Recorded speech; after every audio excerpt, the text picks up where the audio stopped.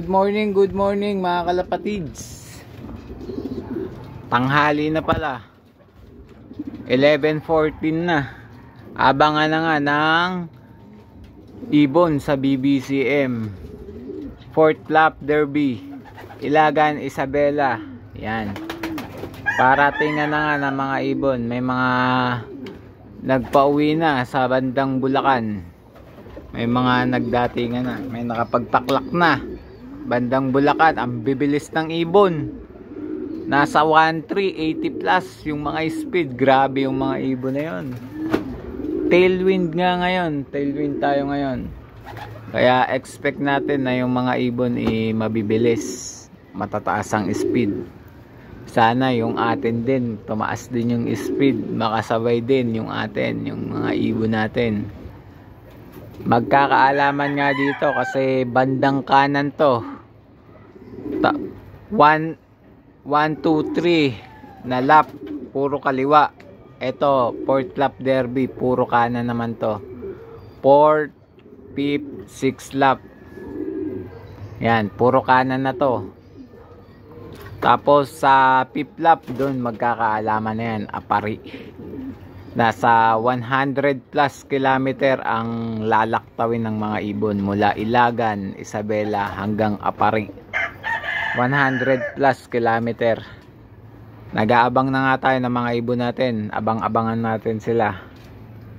Kung makakasabay sila sa mga speed ng mga kalaban natin dahil ang bibilis ngayon ng mga ibon. Abang tayo mga kalapatids. Eto, mayroon na tayong isa, yung live natin. Kapatid ni Survivor. Yung may puti. May puti sa pakpak. Yung nag-iisang puti. Live to, live. First bird natin. Ayan, ayan. Pasok, pasok, pasok, pasok. Ayan. Yung may puti sa pakpak. Dali.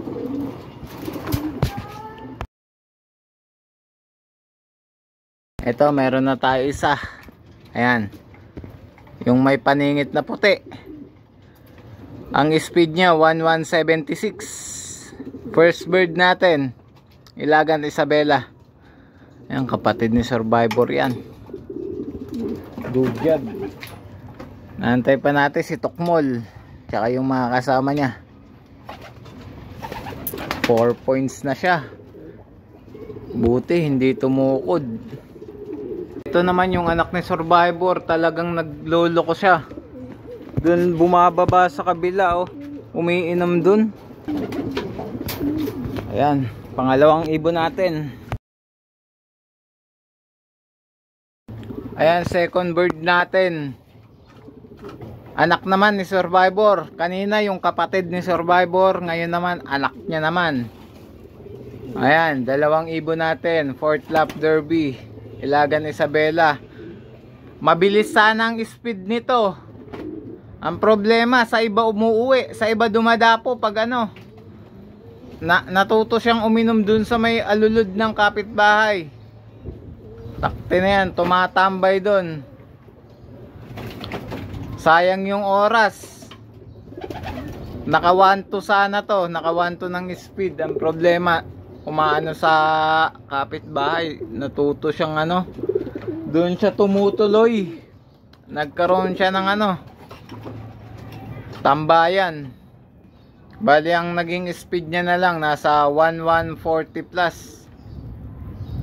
Yun lang, abangan natin yung iba pa. Tangina si Tokmol, wala pa. Yun yung live natin. Tsaka ito, dalawang live natin. Isa na lang hinihintay natin, yung live natin si Tokmol. Tsaka yung 4 pa. Abangan pa natin. Third natin si Black Velvet. Papasokin na natin. Pasok, pasok. Ngayon nagkaklak na siya nung lumalayo na.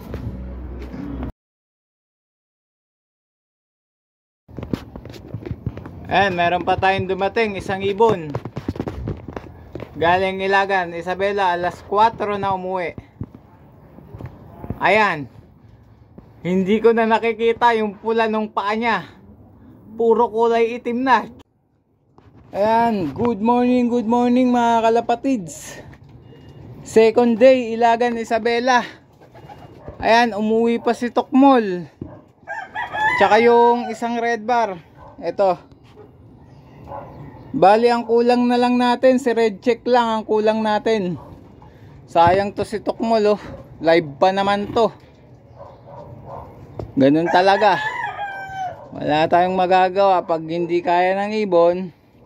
Nagkulang siguro yung amo. Talaga, inuwian tayo ng ibon. Ayan, oh. May pangkarga pa tayo. 6 pa ang pangkarga natin ng semifinals. Apari. Ayan. Ang lalaktawin ng Apari, Ilagan to Apari, 136 km ang pagitan niya.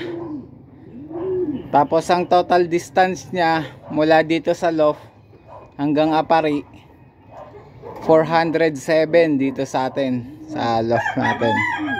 Ayan, dalawa. Bali, ang kulang lang natin sa Ilagan Isabela, si red bar. Yun lang ang kulang natin.